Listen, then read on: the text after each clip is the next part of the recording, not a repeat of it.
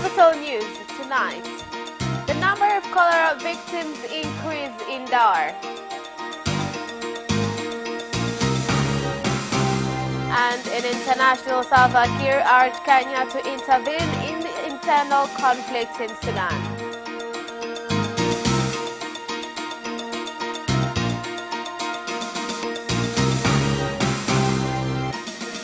In sports, Bwana Samata and Ali Kiba will face one another in a charity game.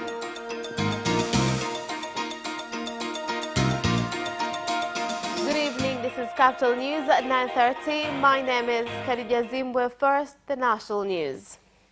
The cholera outbreak in Dar es Salaam has caused the death of 2 people, with patients affected reaching 41. Temeke and Ilala districts currently have the highest number of patients. We're not yet okay in Dar es Salaam. We are still receiving patients. We've received a further 6 patients in our Temeke camp and 3 patients in Amana camp. 1 patient has passed away in Temeke Municipal Council. Areas affected in Ilala Municipal Councils are Mchikichini, Jangwani, Kigogo, but also in Vingunguti, Kivule, Kariako, and Jangwani. In Temeke, there is Keko, Azimio Street, Tandika, Mtoni, Chamazi, Buza, Kijichi, and Kilungule. More often than not, when the rains have passed, there is cholera outbreak. This means that there are some dishonest people amongst us who let sewage water into residential areas. For instance, when we visited Vingunguti and Mnyamali, we came across traders who had spread food items on the ground beside the road. We therefore asked traders to conduct business in a safe environment. To be honest, I don't have any information, and I'm hearing this for the first time from you about the cholera outbreak. President Dr. John Pombe Magufuli has returned to the country from Zimbabwe after completing a state visit to countries in the southern part of the country, southern part of Africa. The president arrived at Julius Nyerere International Airport this afternoon, where he was received by various leaders, including defense and security leaders led by the Regional Commissioner of Dar es Salaam, Paul Makonda.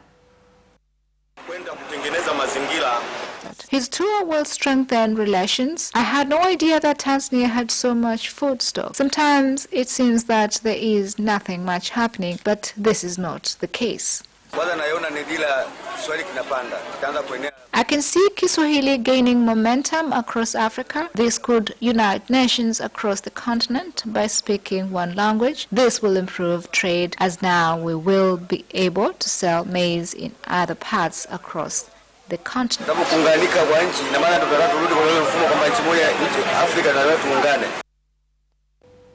The Foreign Affairs, Defense and Security Parliamentary Committee has advised the government to allocate funds as has been approved by the Ministry of Foreign Affairs and East African Cooperation in order to complete important projects before implementing new projects.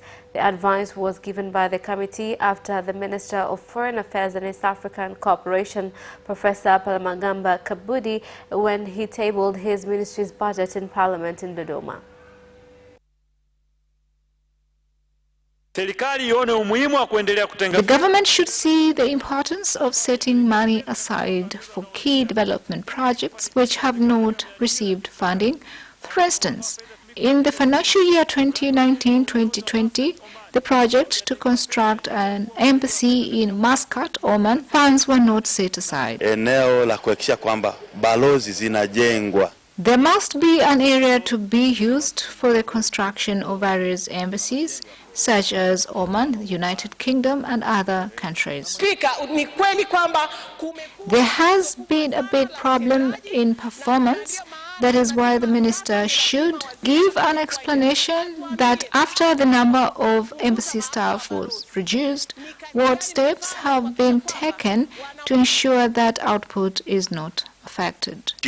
Ushirikishwaji wa diaspora unafanyika kupitia balozi zetu. Diaspora participation is done via our embassies outside the country and through other investors so that they can contribute towards the economy of our nation by investing in various sectors. Some of the success achieved from diaspora participation includes investment in housing projects through the National Housing Corporation. In July 2018 to March 2019, diasporans bought houses worth 2.53 billion shillings. Diasporans continue to send remittances back home, whereby between January and December 2018, CRDB Bank received remittances worth 2.8 fedha zinazotumwa nyumbani na Watanzania wanaishi nje ya nchi, yani remittance, cha kiasi cha shilingi bilioni 2.8. An Ebola outbreak preparedness operation was implemented at Kilimanjaro International Airport, which caused pandemonium, an indication that there is need for more public education on how to fight the disease.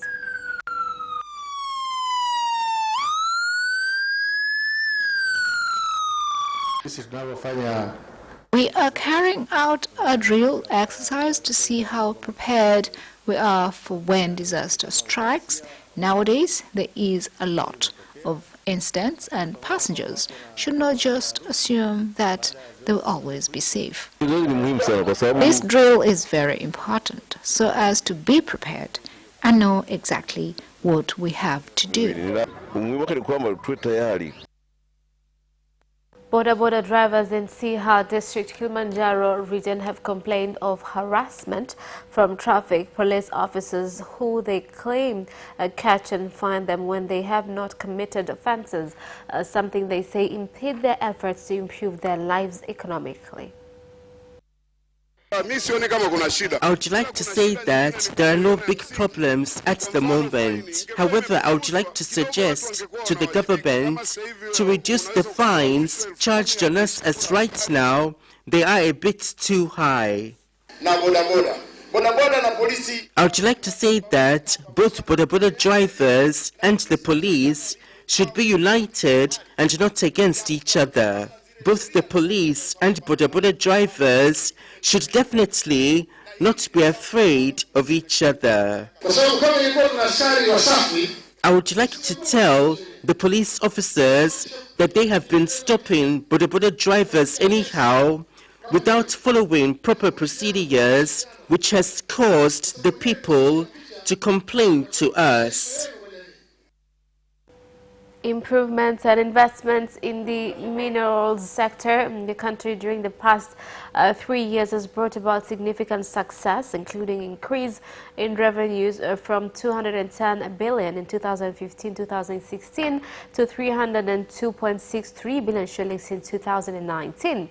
This was revealed by the government spokesperson, Dr. Hassan Abbas in Dar es Salaam, who said that construction of the Merani Wall and introduction of minerals market centers has helped prevent smuggling of minerals. I would like to say that it is important for us to have an official market for minerals.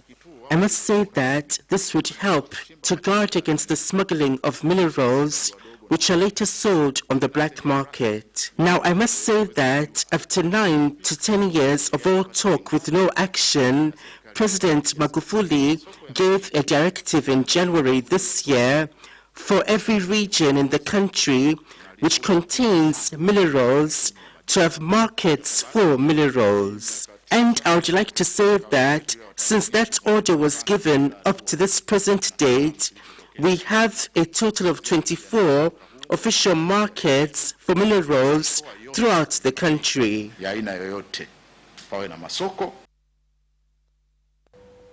The Minister of State in the President's Office for Regional Administration and Local Government, Salaam, has said that Tanzania cannot effectively become an industrialized middle-income economy if more efforts are taken to address the problem of malnutrition in children under the age of 5 in some regions, including Rukwa, where more than 56% of children are affected. Minister Jafo said this when launching a sustainable nutrition project to be implemented in Rukwa, Iringa, Morogoro and DODOMA regions funded by the United States Agency for International Development, USAID. watapokwenda darasani watashindwa kuelewa vizuri. Once they get to class, their understanding is limited when a child misses out on good nutrition. In the first 1,000 days, this will have an adverse effect on the child's well-being. The child will not be able to understand what he is taught in class, and he will not be able to contribute economically. Not following proper breastfeeding and nutrition for children under 2 is a big problem, and eating mostly starch for a long time, neglecting other food items. In 2018 alone, we served more than 1.3 million children under the age of 5 through various projects on nutrition. Residents of Nansio town in Ukerewe district, Manza region have urged the government to act on various challenges facing them, which include frequent power cuts and a poor road infrastructure. They raised their concerns during a public meeting organized by the Ukerewe District Commissioner, Colonel Magembe, in order to announce the government's ban on production, importation, transportation, distribution, sale, and use of plastic bags. The government has been given explanations on the people not being allowed to build houses in lowland areas. But already there have been meetings recently with the aim of measuring Nansio town. All of the remaining villages in this big island, including this one, are all called villages. I think you heard him as saying that even if you have not built anything, you just have a tree like this one, you should still put up a tree, pay, and then put the payment there.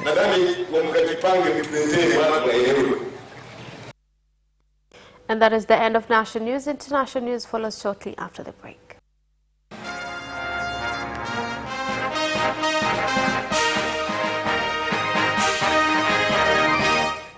Welcome back, and in international news. The president of South Sudan, Salva Kiir, has urged Kenya to intervene in the internal conflict in his country and help find a lasting solution in order to end the killing of innocent people. President Salva Kiir made the request during national prayers held in Nairobi, where he was the guest of honor. Today in Juba, there is national dialogue, which I initiated in 2015. And when I started to address the people, it was seen as if it was just a matter of avoiding the implementation of the peace agreement, which was signed in August 2015. Peace is possible, but there must be also the intention to have peace. Because at the end of the day, leadership is not about who is president, but it's about service to your people. And the people of South Sudan desperately need peace in order for them to get service that they fought for many years. And Kenya stands ready, my brother, to work with you and all your colleagues to help the people of South Sudan. The Parliament of Burundi has approved a bill on the 2019-2020 national budget, which indicates that 84.6% of the budget is expected to come from domestic revenue. The bill was tabled in Parliament by the Minister of Finance, Ndihokubwayo Domitian, with some members of Parliament expressing concerns on the bill, particularly on the issue of allowances for MPs. In monitoring money circulation in the country, this bill is involved in the 2019-2020 budget. more than 84% of revenue will be collected from domestic sources, where in 2018-2019, 92% of revenues were collected from domestic sources. We want to completely depend on our budget and not rely on foreign donors. If you look at the revenues collected, perhaps the target could have been achieved by the 2020 election campaigns. But if we will not include this move into a bill, then nothing can be attained, and we shall be going contrary to the laws that we create ourselves.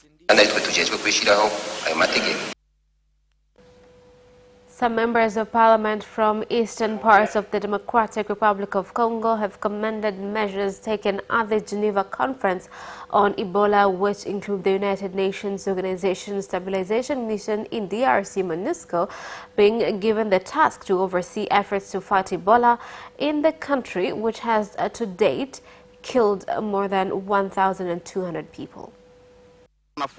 We are happy that this initiative will be handled by MONUSCO, because even in the meetings that we had with our leaders, we did emphasize to them that health issues should be separated from politics. We have decided to stick to that agreement because in this country, many issues are jeopardized by politics. And that is the end of international news. Business news follows shortly after the break. We'll be right back. Watch Business Edition as we talk to business leaders and experts in sectors that are transforming Tanzania's economy. To be rich, I have to be a business person. It's not an easy road at all. People need to understand. You must quickly think, how cost effective are you going to be? Business acts as a way in which it can bridge that gap. Business Edition will keep you informed on latest developments in the financial sector, extractive industry, tourism, agriculture, energy, construction, and so much more. Meet entrepreneurs who create employment opportunities. Watch Business Edition on Friday at 8:15 p.m.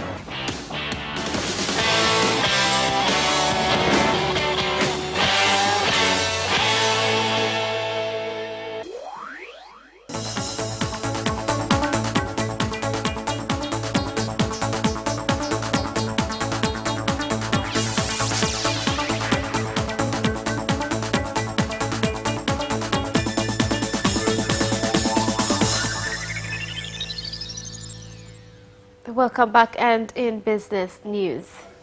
The Managing Director of Tanzania Petroleum Development Corporation, TPDC, has said that distribution of gas to the public is ongoing, and that they are now completing distribution from Dar es Salaam to other areas so that Tanzanians can benefit from the resource. Our major task is to distribute gas throughout the entire country. We started the processes in Dar es Salaam, Mtwara, Lindi and coast regions. Meanwhile, feasibility studies are being carried out throughout the country, and we are prioritizing regions where the oil pipeline will pass through from Tanga to Uganda, where we shall install pipelines from Tanga to Kagera. Tanzania Coffee Research Institute has begun production of improved quality coffee seedlings in new agriculture areas in Nyasa, Tanganyika, Mpanda and Kalambo districts, and given free seedlings to farmers that are estimated to have the capacity to produce 30,000 tons of good quality coffee per year. Lakini kwa sasa tumepanua jitihada zetu na So far, we have increased efforts to expand the cultivation of the crop to new areas like in Kalambo in Rukwa region. We have the potential in those areas and they can have the capacity to produce up to 30,000 tons annually.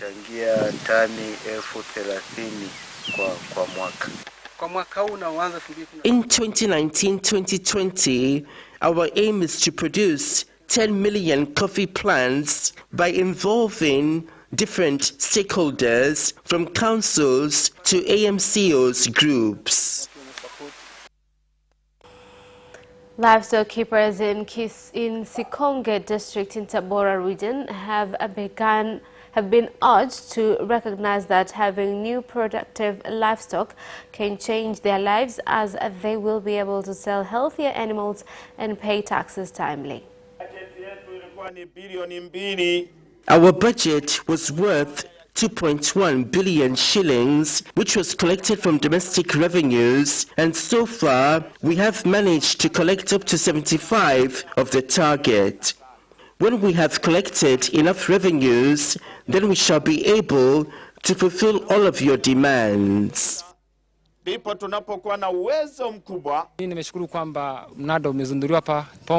am glad that the auction has been launched today, and I am also happy that my route of trying to seek auctions in Tabora and Skonge have been reduced. And that is the end of business news. Sports news follows shortly.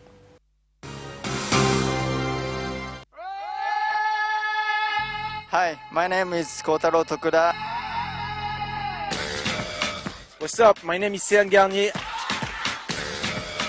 I'm John Barnes from Liverpool Football Club. The hip, hop, a hip it, the hip it, the hip, hip, hop it, don't stop the rockin' to the bang bang boogie. Say up, jump the boogie to the rhythm of the boogie to beat.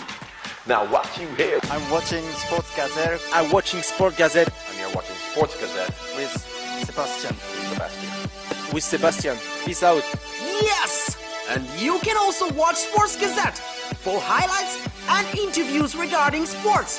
Do not miss Sports Gazette every Wednesday at 7 p.m. only on Capital Television.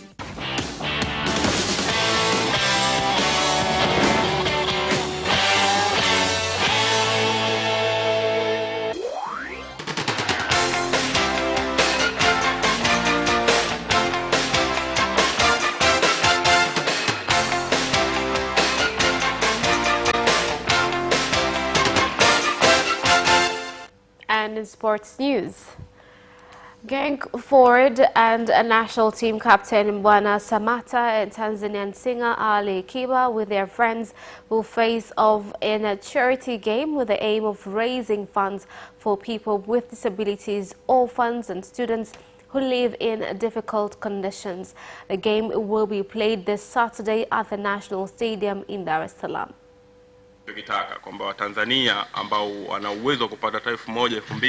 We just urge Tanzanians who are capable of getting 1,000 or 2,000 to come to the stadium and enjoy, while at the same time helping those in need. I thank Tanzanians who have welcomed the idea and who are supporting it. Also, I thank the sponsors because they are not also getting anything, since there are a lot of costs for the stadium, the officials, and the police. As you know, where there are a lot of people, there should be security. Polisi na nini, kwa sababu unajua tena kwenye jambo la watu wengi tunatakiwa kuwe na ulinzi. The national basketball team is scheduled to start their training camp on Monday as they get ready for the Zone 5 championships, with youngsters who will perform well in the preceding UMISETA being viewed as prospects for the team. Kingine kilichonileta hapa ni kuja tu kuwapa taarifa kwamba Jumatatu tutaanza kambi ya timu ya taifa. I also came to inform them that on Monday we will start the national team camp for preparation of the Rwanda trip, where we will participate in the Zone 5 Cup. So I was talking to the competition coordinators because there's a selection where several youngsters will be selected for the national UMISETA competition, which this year is taking place in Twara. Eden Hazard has confirmed his desire to pursue a new challenge after 7 years at Chelsea, having delivered an inspirational performance as a parting gift as his team thrashed Arsenal to claim the Europa League. Here's more. Belgium will now hope Real Madrid can strike an agreement to complete his long-mooted move to the Bernabeu, with talks due to resume between the clubs this week. The 28-year-old's double helped claim the 16th major trophy of Roman Abramovich's ownership, and a first for Maurizio Sarri as a coach, as Chelsea ran riot with 4 goals in 23 second-half minutes to brush aside Arsenal. "We'll decide in a few days, and the only target in my mind tonight was to win this final," said Hazard, echoing sentiments first expressed at the end of the World Cup last summer, after which his desire to leave was knocked back by the club. A fee of around £100 million should secure Hazard's services. He enters the final 12 months of his current contract at Stamford Bridge. Castor Semenya has filed an appeal to the Federal Supreme Court of Switzerland, challenging the recent ruling against her by the Court of Arbitration for Sport. The double Olympic champion has announced. Here more details. With naturally occurring higher levels of the hormone by athletics, world governing body, the IWF, was rejected by CAS on 1st of May. The ruling means she and other athletes with similar genetic conditions will have to take hormone suppressants to bring the testosterone down to a level closer to the typical female range. Semenya said she's a woman and she's a world-class athlete. The IWF will not drug her or stop her from being who she is. Johanna Konta scored, dipped and soared again to defeat Lauren Davis in 3 sets on her way to reaching the 3rd round on the French Open, where she might have expected to meet the world number 4 Kiki Bertens for the 2nd time in a fortnight, but instead will play the young Slovak Victoria Kuzmova for the 1st time. Here's the report. Above and below her left knee gave Konta a stern argument mid-match, and in the 3rd set before the British number 1 won 6-3, 1-6, 6-3 in the bull ring, the perfect setting for such a tough struggle. Konta broke through after 44 minutes and served out the 1st set through deuce just as news came through that Bertens, whom she defeated in the Rome semi-finals, had retired when 3-1 down against Kuzmova, ranked 46 in the world. Konta shook too, for different reasons. She collapsed in the 2nd set before resetting in the decider and again made hard work for it. And that's what ends our news bulletin for tonight. My name is Khadija Zimbwe. Thank you for watching and good night.